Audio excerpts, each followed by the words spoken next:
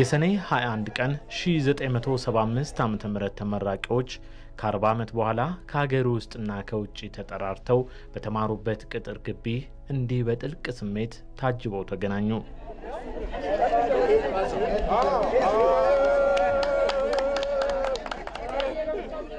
የቀድሞ ተመራቂዎቹ በሁለት ዓመት የትምህርት ቤት ቆይታቸው የነበራቸውን መቀራረብና ቤተሰባዊነት በስራ ዓለም ከተበታተኑ በኋላ እንዳይቋረጥ የሚችሉት ሁሉ በየዓመቱ እየተገናኙ ጥሩ ጊዜዎችን ማሳለፍ ልምዳቸው ነው። ይህ የ40ኛው ዓመት ክብረ በዓል ግን ከተመረቁ ጊዜ አንስቶ በጭራሽ ተገናኝተው የማያውቁ ጓደኛሞችን ጭምር ያገናኘ ልዩ ጊዜ ነበር።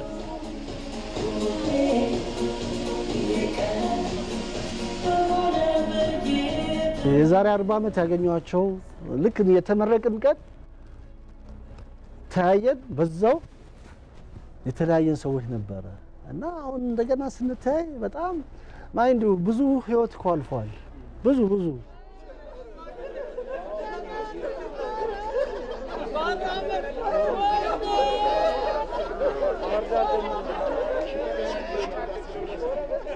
በጣም ልገልጸው አልችልም። በጣም አንዳንዶቹ ክፍለ ሀገር ተመድበው በጣም ረጅም ጊዜ ነው ሳንገናኝ እና ያው በመሃል አንዳንድ ይሄ ቴሌግራም ነገር ከፈትንና በዛ ስላየዋቸው ነው እንጂ አላቃቸውም ነበር። ከ40 ዓመት አገልግሎት በኋላ ነው እንግዲህ ዛሬ ከባቾቼ ጋር አብሬ ከተማርኳቸው ልጆች ጋር እና በጥሩ ሁኔታ የተገናኘ ነውና እጅግ በጣም ደስ ብሎኛል። በጣም ተለውጠዋል። ያኔኮ እንግዲህ 20 ዓመት 21 ዓመት እስከ 20 ቢበዛ እስከ 23 24 ዓመት ቢሆነን ነው ከማሰልጠኛ እስከምንወጣ 3 ቢሆነን ነው። በዛ ጊዜ ተለያየ ነው እንግዲህ ከ40 ዓመት በኋላ በጣም ከባድ ልዩነት አለ። ምናልባትም እንደው በብዙ ቁጥር ዘንድሮ ተገናኝተናል። በየዓመቱ ግን እናከብራለን። ሴርሞኒ አለን። በየዓመቱ 40 ዓመት ሙሉ ፕሮግራም አለን። የተሰማኝን ደስታ በቃላት መግለጽ አልችልም። እንዲሁ ያውም ሲጠሩኝ ይሄን ያህል ደስታለሁ ብዬ አላሰብኩም ነበር። ጥሪ ያደርገውልኝ መጀመሪያ ሰንተን ሲሉኝ እንደዚህ ደስታለሁ እንደው አሁን እንደ ያየሁትን ደስታ አያለው ብዬ በፍጹም አላሰብኩም። ያልነበሩ ሰዎች መጥተዋል። ከጅማ የመጣ ሰው አለ፣ ከናዝሬት የመጣ ይሄንን ፕሮግራም ተካፍለው የማያውቁ ሰዎች በብዛት መጥተዋል። ከውጭም የመጣ ሰው አለ ይሄንን ፕሮግራም ለማክፈል ከእንግሊዝ ሀገር የመጣ ሰው አለ። ያኔ በ1948 ዓ.ም በኢትዮጵያ የተለያዩ ተቋማት በቻርተር እንዲቋቋሙ ከተደረገ በኋላ ራሱን በቻለ አደረጃጀት የኢትዮጵያ ኤሌክትሪክ መብራት ኃይል ባለስልጣን ተብሎ የኤሌክትሪክ ኃይል ዘርፍ ላይ እንዲሰራ ሀገራዊ አድራን ተቀብሎ ስራ ጀመረ። ወቅቱ በኤሌክትሪክ ምህንድስና ዘርፍ የሰለጠነ የሰው ኃይል ማግኘት ብርቅ ነበርና ተቋሙን ለሚቀላቀሉ ሰራተኞች የአጭር ጊዜ ስልጠና መስጠት ግድ ነበር። 12ኛው የሚጨርሱ አሉ። አብዛኞቻችን ግን በአንድም ሆነ በሌላ ዩኒቨርሲቲ ገብተን ይሄ ትምህርት ቤት እንግዲህ በአጭር ጊዜ ነው የሚያስመርቀውና የተሻለ ትምህርት እናገኛለን ብለን ወደዚህ ነው የመጣ ነው። የስልጠና ማዕከሉ ከ1952 ዓ.ም ጀምሮ በጥቂት መምህራንና መማሪያ ክፍሎች ስልጠናውን ሀብሎ ጀመረ። እስከ 1968 ዓ.ም ድረስ የተለያዩ አካባቢዎች እየተንቀሳቀሰ በተጣበበ ቦታ ከ3 ወር እስከ 6 ወር የሚቆይ ስልጠና መስጠቱን ቀጠለ። እንግዲህ በ1963 ዓ.ም ባህር ዳር ፖሊቴክኒክ ኢንስቲትዩት ጨረስኩ። ከዛ በኋላ በ64 ጥር ወደዚህ ማሰልጠኛ ገባው። ማሰልጠኛው ያኔ አሁን የድርጅቱ ማለትም የኢፒ ዋና መስሪያ ቤት ከሚሰራበት ሜክሲኮ አደባባይ ካለው ግቢ ውስጥ ነበር እና በጣም ትንሽ የተጣበበች ቤት ውስጥ ነው ማለት ይቻላል ከዚህ ጋር ሲነጻጸር። እንግዲህ 64 አጋማሽ ላይ ለጥር አካባቢ ጨረስን። ጥር ላይ ጨረስን። እኔ እዛው ማሰልጠኛ ውስጥ አስተማሪ ሆኜ ቀረሁ፣ ረዳት ኢንስትራክተር። ከ1968 ዓ.ም በኋላ ኮተቤ አካባቢ 30,000 ካሬ ሜትር ቦታ ላይ ደረጃቸውን የጠበቁ ቢሮዎችና ወርክሾፖች በማስገባት የስልጠና ማዕከሉ ወደ አዲስ ምዕራፍ ተሸጋገረ። በ68 ዓመተ ምህረት ይሄ ግቢ ተፈጥሯል። ይሄ ግቢ ስልህ ታች ድረስ አይደለም። በዚህ በኩል ያሉ 6 የዚህ አይነት ህንጻዎች አሉ። በወዲያ በኩል አንድ ህንጻ አለ። አንድ 6 ህንጻዎች ተሰሩ። ማሰልጠኛው ከዛ ጥብብ ካለ ቤት ከሜክሲኮ ከነበረው ወደዚህ መጣ። ይህ ጊዜ በማዕከሉ ታሪክ ውስጥ የሚሰጠው ስልጠና ከ6 ወር ወደ 2 ዓመት ያደገበት፣ ደረጃውን ከሰርቲፊኬት ወደ ዲፕሎማ ያሻሻለበት፣ በአንድ ጊዜ እስከ 300 ተማሪዎችን መቀበል የቻለበት ጊዜ ስለነበር የስልጠና ማዕከሉ ወርቃማ ዘመን እየተባለ ይጠራል።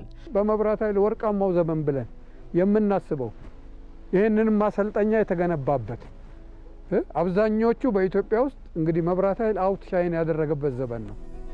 ማሰልጠኛው ወርቃማ የሚባሉ ጊዜዎቹ 60ዎቹና 70ዎቹ ናቸው። ይሄ ማሰልጠኛ በዲፕሎማ እስከ ማስመረቅ ድረስ በአገር አቀፍ እውቅና ያለው በዲፕሎማ ድረስ የማስመረቅ አቅም የነበረው ማሰልጠኛ ነው።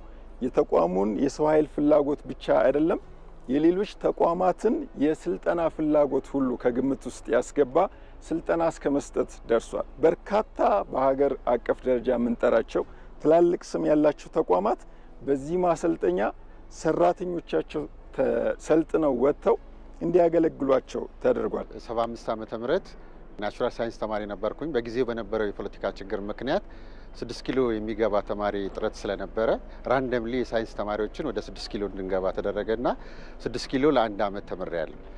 እዛ 6 ኪሎ ከተማርኩ በኋላ የኢትዮጵያ ኤሌክትሪክ ኃይል ባለስልጣን በጊዜው ለዚህ በኤሌክትሪካል ቴክኖሎጂ ዲፕሎማ ማስታወቂያ ወጣ። በዛ ማስታወቂያ መሰረት መስፈርቱን አስማምተን ገባን። እዚህ ማሰልጠኛ ውስጥ ገብተን ደግሞ በዚህ በኤሌክትሪካል ቴክኖሎጂ ስልጠና ውስጥ ለ24 ወር ቆይተን ስልጠና ወስደን ወደ ስራ ላይ ተመደብኩ ማለት ነው። በዛን ጊዜ ከዛሬ 40 ዓመት በፊት የነበረውን የትምህርት አሰጣጥ ወደ ኋላ ተመልሰው እንዲህ ያስታውሱታል። መጀመሪያ ቲዮሪውን እንማራለን። ቲዮሪውን ከተማርን በኋላ ያንን ቲዮሪ በዲስትሪቢዩሽን፣ በትራንስሚሽን፣ በተለያየ ነገር እንማርና እዚሁ ግቢ ውስጥ ደግሞ ፕራክቲስ እናደርጋለን። እንበይዳለን፣ እንቆርጣለን፣ ሞዲፊኬሽን እንሰራለን። ማሽን ላይ ትምህርት አለ። ስለዚህ እነዚህ ነገሮች ምንድነው የሚጠቅሙ? አንድ ሰብስቴሽን ውስጥ ሄደን ስራ ስንሰራ ኢቭን እንኳን ችግር ቢያጋጥም ብሬከሮች ፌል ቢያደርጉ ሌሎችም ነገሮች ችግር ቢያጋጥማቸው ሰውን አንጠራም። እኛ እዛው ራሳችን በይደን ሞዲፋይድ አድርገን በአጭር ጊዜ ውስጥ ስራው ወደ ሲስተም እንዲመለስ እናደርጋለን። እዚህ ቲዮሪ ትማራለህ፣ እዚህ ፕራክቲሱን ታያለህ። ተጨባጭ የሆኑ ነገሮች በአእምሮ ውስጥ የሚቀሩ ነገሮች ያሉት እዚህ ነው። እዛ ሁሉን አጠቃሎ ነው የሚሰጡ። በማንኛውም የቴክኒክ ትምህርት ቤቶች አሁንም ቢሆን የሚደረገው ያ ነው። ሰብስቴሽን እዚሁ ግቢ ውስጥ አለ። የዲዝል ጣቢያ እዚሁ ግቢ ውስጥ አለ። ዲዝል እናስነሳለን፣ ሲስተም ውስጥ እንከታለን።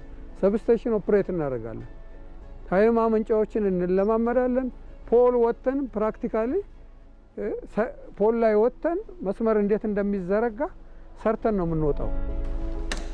አሁን ለምሳሌ እንደዚህ ምሰሶ ላይ ወጥቶ እንዴት እንደሚሰራ ያን ሁሉ ወደፊት ዲስትሪቢዩሽን ተመድበን አለቃ ብንሆን እንኳን እንዳንቸገር እያንዳንዷን ነገር መጀመሪያ በቲዮሪ በደንብ አስተማሩን። ከዛ በኋላ ደግሞ እዚሁ ግቢ ውስጥ ፕራክቲስ አለ እና እዛ እየሄድን ፕራክቲስ እናደርጋለን።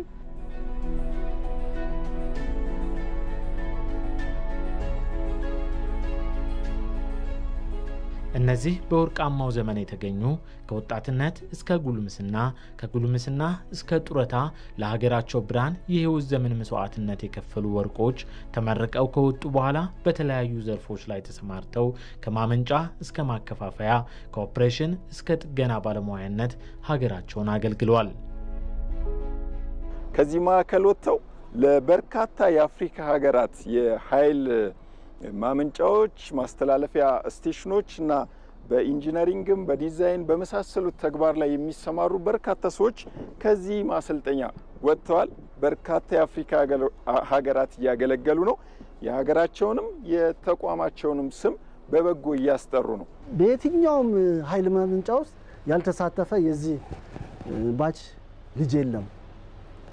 በትራንስሚሽን፣ በዲስትሪቢዩሽን እና ኃይል ማመንጫ ውስጥ ሁሉም አባላታችን ያልገቡበት ቦታ የለም። መጀመሪያ የተመደብኩት አዋሽ 7 ኪሎ የሚባል ሰብስቴሽን ነው። ከዛ በኋላ ወደ አዳሚት ሁሉ መጣው። ከአዳሚት ሁሉ በኋላ ሰብስቴሽን ኮንስትራክሽን በኢትዮጵያ ውስጥ ለመጀመሪያ ጊዜ ራሱን ችሎ እንዲዋቀር የተደረገበት ዘመን ነበረ። ኮሎኔል ተሰማ አባደራሽ የሚባሉ በጣም የታወቁ እውነተኛ የኢትዮጵያ ልጅ ነበሩ።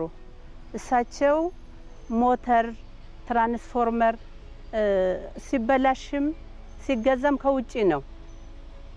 ያ ከውጪ የሚያመጡትን እቃ ለምን በድርጅቱ ውስጥ እዚሁ አይሰራም ብለው 6 ልጆችን እዚህ አሰለጠኑ። እኛ በሰለጠነ ሙያ ሞተርም ጄኔሬተርም ትራንስፎርመርም እየሰራን 40 ዓመት ሙሉ ቆይተናል። ቃሊቲ አንድ ኤሌክትሪክ ማከፋፈያ ጣቢያ ውስጥ ለ2 ዓመት ሰራሁኝ። ለ2 ዓመት ሰራሁኝና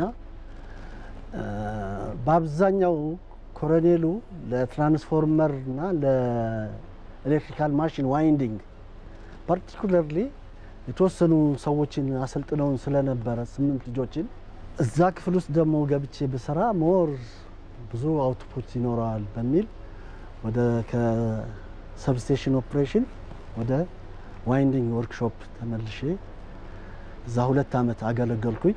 የተለያየ ዲዝል ቦታ ላይ የሚበላሹ ሞተሮችን የመበየጃ በየክፍሉ የሚሰራባችን መበየጃ ማሽኖችን እንደገና ደግሞ ጄኔሬተር ይሄ ዲዝል የሚሰራባቸው ጄኔሬተሮች አሉ። እነሱንም በተጨማሪ ተምረን ስለነበረ እኔ ስመደብ የተመደብኩት ሜክሲኮ ያለው ሞተር ዋይንዲንግ ክፍል ነው። እዛ ነው ለረጅም ዓመት ያገለገልኩት። የኛ ባች ማለት የተጠረበ ድንጋይ ማለት ነው። የማዕዘን ድንጋይ የት ነው የትም ቦታ ታስገብተዋል። እና እኛ ልጆች በጣም ሃርድ ወርከርስ ናቸው። ሃርድ ወርከርስም ሊሆኑ የቻሉበት ምክንያት እዚህ ግቢ ውስጥ ማግኘት የሚገባቸውን የቲዮሪና የተግባር ሙያ ቀስመው ስለወጡ በራሳቸው ተማምነው ነው የሚሰሩት።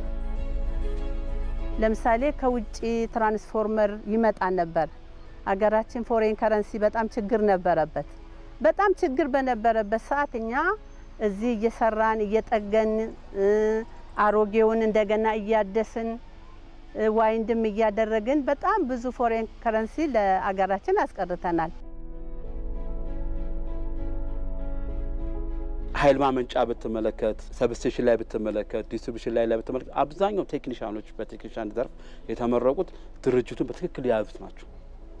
ከተርባይን አስነስተው ሲስተም ግሪድ ውስጥ አስገብተው ሲስተም ስቴቢሊቲውን አይተው ከዋና ግሪድ ጣቢያ እንደሚያደርጉት በሙሉ ትሬኒንግ እየወሰዱ ያሉት ከዚህ ማሰልጠኛ ወጥተው ነው፣ ከየትም ዩኒቨርሲቲ አይደለም። ስለዚህ ለአገራችን ደግሞ ለአፍሪካም ብቃት ያለው ማዕከል በከፍተኛ ሁኔታ የማቋቋም እድል ቢኖር ተስፋ ያለው ማዕከል ነው። በወቅቱ የተሰማሩበት የኤሌክትሪክ ሙያ ዘርፍ ከወንዶች በበለጠ ለሴት ልጆች ፈታኝ እንደነበር ያስታውሳሉ። እዚህ ማታ ስናመሽ ጅቦች ሁሉ ያባረሩን ነበር እና እንዲህ በጅብ እንደዚህ እያየን ነው ስራ ስንሰራ የነበረው። እዚህ ግቢ ያሉት ጅቦች ብዙ ነበሩ፣ ግን ለማዶች ናቸው፣ አይነኩንም። ከነሱ ጋር ሁሉ እየተጋፋን ነበረ ስራ ይሰራ ነው። ለሴት ልጆች ከበድ ይላል። ያው እኛ በልጅነት የልጅነት አቅም የልጅነት አእምሮ ስለነበረን ስራውን ነው ለሴት ትንሽ ይከብዳል፣ ግን ያው ተቋቁመነው ሰርተናል። ቻሌንጁ በጣም ከባድ ነው። ልጆች እርጉዝ ሆነ ወልደ እንደገና ደግሞ የወንድ ስራ ሰርተ ቱታ ለብሰን ምን ብለን ነው እንግዲህ በዘይት ውስጥ የቴክኒክ ስራ ከበድ ይላል።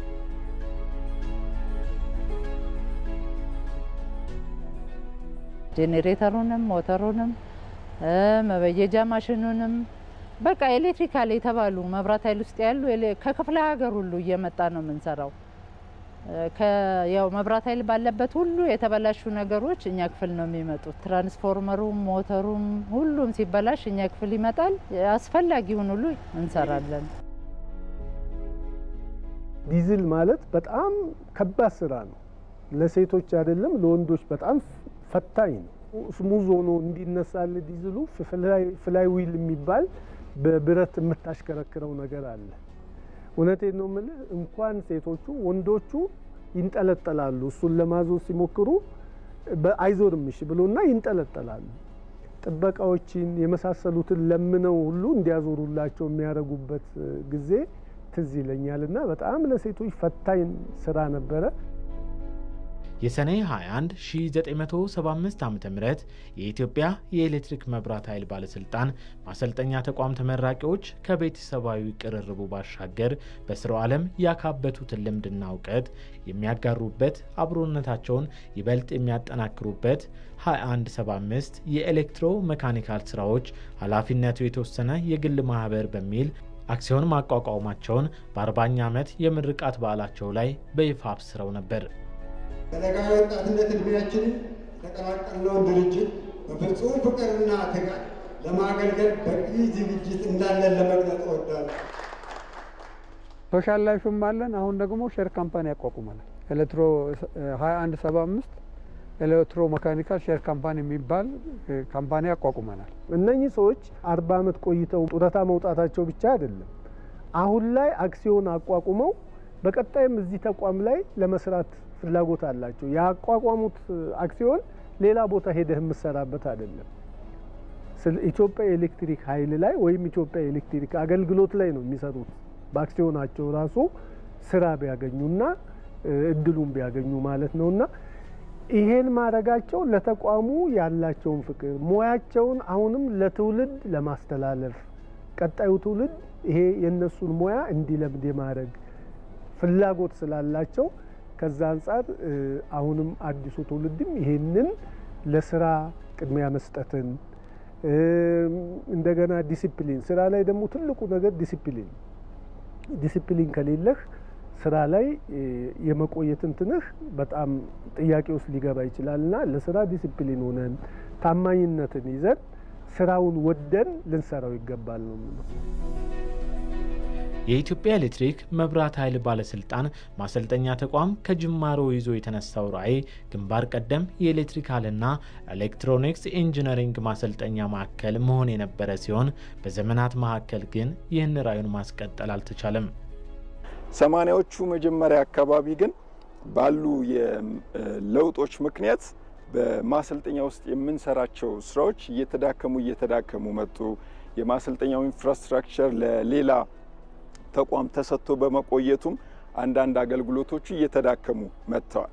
ይሄ ግቢ ለሲቪል ሰርቪስ ሰራቫንቶች እንዲማሩበት ያው መንግስት በወሰደው አቅጣጫ መሰረት ቶታሊ መሰልጠኛው ነገር ወርዶ ሲቪል ሰርቪስ ኮሌጅ እዚህ ግቢ ውስጥ የገባበትና በባለቤትነት የሚያስተዳድርበት አብዛኛውን እንግዲህ ሲቪል ሰርቫንቱን የሚያሰለጥንበት ግቢ ስለነበረ ያኔ ማሰልጠኛው እንግዲህ ቶታሊ ማሰልጠኑን አቁሞ ከተግባረድ እየተቀበለ 3 ወር 6 ወር እያሰለጠነ በትክክለኛው መንገድ ድርጅቱን አውቆ የሰለጠነ ተማሪ የጠፋበት ነው።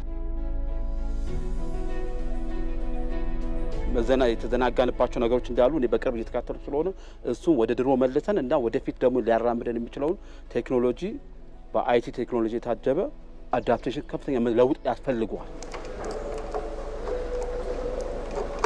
ይሄ ማሰልጠኛ ተቋም ከዚህ በበለጠ አሁን በእኛ ጊዜ እስካሁንም ድረስ በኤሌክትሮ ሜካኒክን እያሰለጠነ ያሉ ቴክኒሻኖችም ማለት ነው። ከዚህ በተጨማሪ ደግሞ መሐንዲሶችም አሉ ከዩኒቨርሲቲ ቀጥታ ተመርቀው ወደ ሰብስቴሽን እና ኃይል ማመንጫ የሚመደቡ መሐንዲሶች ስላሉ እነሱንም ቀጥታ ወደዛ ከሚሄዱ ወደ ስራ ቦታቸው ከመሄዳቸው በፊት ለነሱም የሚሆን ዩኒቨርሲቲ ያለው ትምህርት ሌላ ነው። በዚህ በተግባር ደግሞ የተለየ ቀጥታ ሄደው በፊት የነበሩ ቴክኒሻኖች ናቸው እነሱን አንዳንድ ነገር ጋይድ የሚያደርጓቸው። ከዛ ይልቅ እነሱ ባላቸው እውቀት ፕላስ ደግሞ ተጨማሪ ስልጠና ቢወስዱ እንደኛ የበለጠ ለተቋማችንም እድገት ይጠቅማል ብዬ አስባለሁ።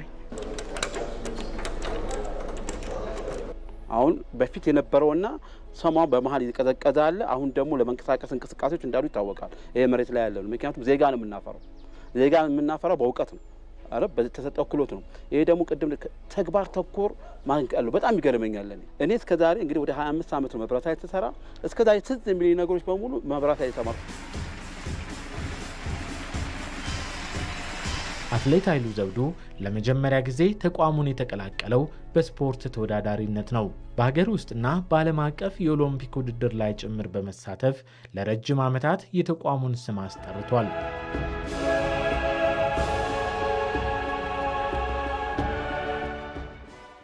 ባርሴሎና ኦሎምፒክ ደግሞ ሀገሬን ወክዬ በ800 እና 1500 ሜትር ተወዳድሬያለሁ።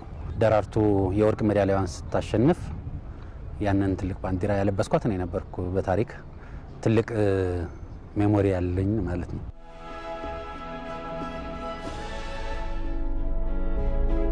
ከሰራተኛ አንፃር ስታስበው የኢትዮጵያ ኤሌክትሪክ ኃይል መባሉና የኢትዮጵያ ኤሌክትሪክ አገልግሎት ሰራተኛ መባሉ ካልሆነ በስተቀር ቤተሰባዊነታችን እንደ አንድ ነው። አሁንም ስቲል አሁንም የምናስበው የድሮውን ኤልፓን ነው የምናስበው። የትኛውም ቤኔፊት ቢኖር የትኛውም ስራ ቢኖር ተያያዥነት ያለው ስለሆነ በነገራችን ላይ እነሱ ያመረቱትን የኤሌክትሪክ ኃይል ለኛ በጅምላ ይሸጡልናል። እኛ ደግሞ ለህብረተሰቡ አከፋፍለን ለህብረተሰቡ አገልግሎት ሰጥተን ነው ገንዘብ የምናገኘው።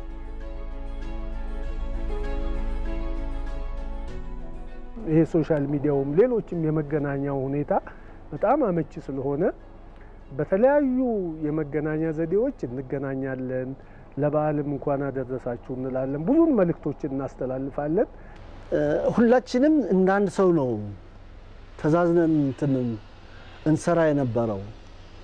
ኢቭን ስራ ሰርተን ስንወጣ ለምሳ ስንወጣ ሳንቲም እንኳን ከሌለን ከየትም ብለን አብቃቅተን አንዱ ለአንዱ ሸፍኖለት በቃ ጥሩ ወንድማማችነት ስለነበረ ያን ዘመን ነው እንግዲህ ወርቃማ ብለው ቢጠሩት እና ሁሉም የስራ ፍላጎት አለው፣ የማወቅ ፍላጎት አለው እና ወንድማማችነትና እህትማማችነት ሰፍኖበት የነበረ ዘመን ስለሆነ አልችለውም የምትለው ሙያ አይኖርም። አደጋ ከሚያስከትሉት ውጪ አንተ ስራ ባትጨርስ ያንተን ስራ በማገዝ እኔ ያልጨረስኩት ስራ ካለ እኔን በማገዝ እርስ በርስ ተጋግዘን የምንሰራባቸው ወቅቶች ነው ያሳለፍነው። እነሱም የኛንም ከኛም በኋላ የመጡትንም እኛ በተቃኘንበት ቅኝት ሌሎችም እንዲመሩ ስቲል አሁንም ድረስ እየሰራንበት ያለነው ነው። ማሰልጠኛው ለዚህ ተቋም አሁን ላይ መድረስ ትልቁን ሚና የተጫወተ ማዕከል ነው።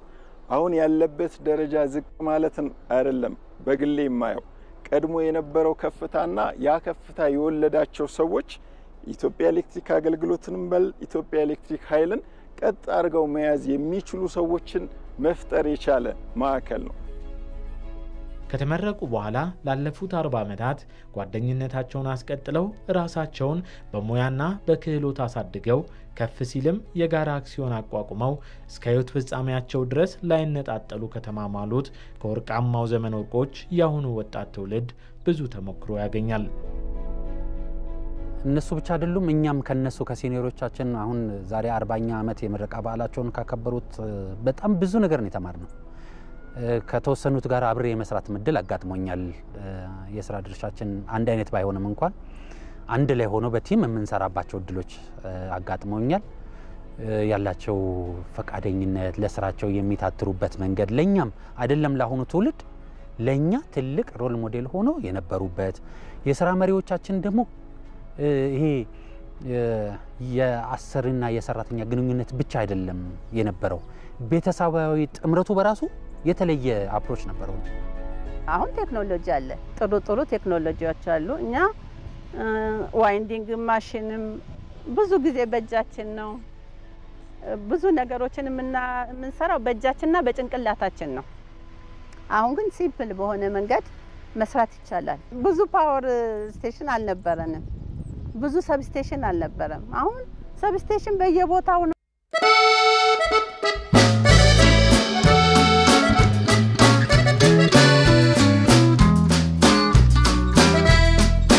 ምንም ቢሆን ካልሰራን በትክክል አይምሯችንን አስተካክለን ለሀገራችን ለቤተሰቦቻችን ካላሰብን አገራችን አያልፍላትም። ለሀገራችን ካላለፈ ደግሞ ለኛም አያልፍልንም። ስለዚህ ወጣቱ መስራት አለበት፣ መትካት አለበት።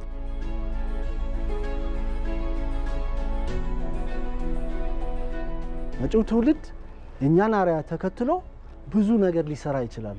በተለይ አሁን ቴክኖሎጂ በጣም ሁሉ ነገር የተሟላበት ዘመን ነው።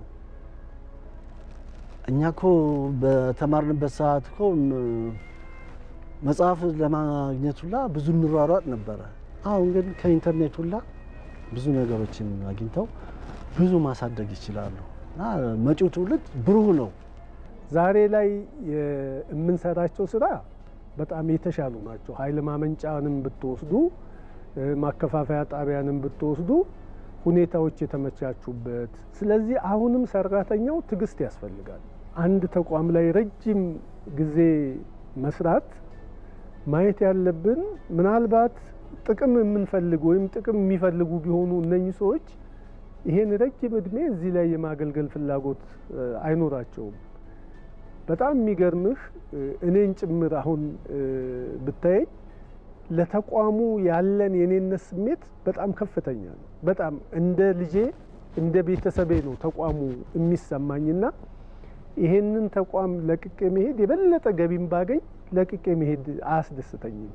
በቃ ውስጤ ከየት ተነስቼ የት መጣሁ የሚለው ነው የሚታየኝና ተቋሙን የኔነት ስሜት ስላላቸው ነው እነኚህ የዛሬ ተመራቂዎች ረጅም ጊዜ ተቋሙ ላይ ሊያገለግሉ የቻሉት።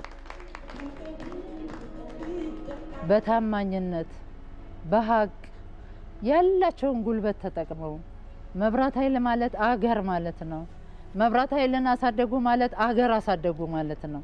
ከዛ ጋር የተያያዘ ስለሆነ አገራቸውን እንዳሳደጉ በቃ አገራቸውን እንዲያሳድጉ በታማኝነት በሀቅ መስፈልገውን በቃ ከነሱ የሚጠበቀውን ሁሉ ባለው እውቀታቸው ድርጅቱን ቢያገለግሉና ሁሉን ነገር ሰው ሳይማረር ሰው ተደስቶ ያለ እንትኑን ያለ ጉልበታቸውን ያለ እውቀታቸውን ተጠቅመው መብራት ኃይልን ቢያሳደጉ አገር እንዳሳደጉ ስለሚቆጠር ይሄንን ነው መመክራቸው። እኛ በጣም ብዙ ኃላፊነት እንዳለብን ይሰማናል። አንዳንዴ እንደውም የቀደመውን ነገር ማወቅ አሁን ያለውን ሁኔታ ለሚመለከት ሰው ትንሽ የሚከብዱ ነገሮች አሉት። በጣም ብዙ ታሪክ ያለው በጣም ብዙ ነገር የሰራ ማዕከል ነው። አሁን ያለበት ሁኔታ ደግሞ መቀየር እንዳለበት እናምናለን። ለወደፊት ከተነደፈው ፕሮጀክት ደብረ ዘይት ላይ ልንሰራ ያሰብነው በጣም ግዙፍ የስልጠና ማዕከል አለ። ሆይራስ ደግሞ የዋናው መስሪያ ቤት ህንጻ ተሰርቶ ሲጠናቀቅና ወደ ሜክሲኮ ሲሄድ ይሄ ሙሉውን ግቢን ደግሞ ወደ ኤክሰለንስ ሴንተርነት የመቀየር ሀሳብ አለ። በውስጡ የሪሰርች ኤንድ ዴቨሎፕመንት፣ የቴስቲንግ፣ የስልጠና፣ የዴቨሎፕመንት በርካታ የሰው ኃይል ከማብቃት ጋር ግንኙነት ያላቸውን ስራዎች መስራት እንፈልጋለን። ያ ብቻ አይደለም፣ ስልጠና ለውስጥ ሰራተኞች ብቻ ሳይሆን ለሌሎች ተቋማትም የምንሸጥበት ብንችል ወደ ምስራቅ አፍሪካ ሁሉ ወጥተን እነዛን የስልጠና ፍላጎቶች አድሬስ የምናደርግበትን አቅም መፍጠር እንፈልጋለን። ለዛም እየሰራን እንገኛለን። በጣም ትልቅ ፕሮጀክት ነው። እዚህ ግቢ ላይ የሚገነባው ማሰልጠኛ ማዕከል ኤክሰለንስ ሴንተር ነው። ያ ማለት በኦፕሬሽን የምንፈልገው የሚሰሩ እጆች፣ በፕሮጀክቶች የምንፈልጋቸውን የሚያስቡ ጭንቅላቶች ወደፊትም ይሄን ተቋም መድረስ የሚፈልግበት ቦታ የሚያደርሱ አመራሮች የምናፈልቅበት ትልቅ ኤክሰለንስ ሴንተር ይሆናል የሚል ራዕይ ተይዞ እየተሰራ ነው ያለው። እሱን ለማሳካት እንግዲህ የእናንተም ድርሻ ቅድም የዓላማው ሲገለጽ ነበር። የዚህ በዓል አከባበር እጅግ በጣም ደስ እንዳለኝ ልነግራችሁ እወዳለሁ። ከዚህ በፊት ያመጣችሁት የሰጣችሁት ሰርቪስ ብቻ ሳይሆን ከዚህም በኋላ ለማገልገል ትውልድ ለመቅረጽ እውቀታችሁን ልምዳችሁን ለማካፈል ዝግጁ በመሆናችሁ በድጋሚ ላመሰግናችሁ እወዳለሁ። በአንዲት የህይወት አጋጣሚ ከተለያዩ ትምህርት ቤቶችና ከተለያዩ የሀገራችን ክፍሎች በኢትዮጵያ የኤሌክትሪክ መብራት ኃይል ማሰልጠኛ ተቋም ተዋውቀው 40 ዓመታትን የተሻገረ ጓደኝነት ብሎም ቤተሰባዊነትን ማፍራት ችለዋል። እነዚህ የኤሌክትሪክ ኃይል የዘመን ትሩፋቶች ከልጅነት እስከ ሽበት የዘለቀው ወዳጅነት ይህን መሰሉ ስብስብና ማንነት እምብዛም አይታይም ተብሎ ለሚታማው ዘመናችን ይህ ዘመን የተሻገረ የባልደረብነትም ሆነ የባልንጀርነት ቁርኝት ትልቅ ትምህርት የሚሰጥ ነው ለማለት አስደፍርምን?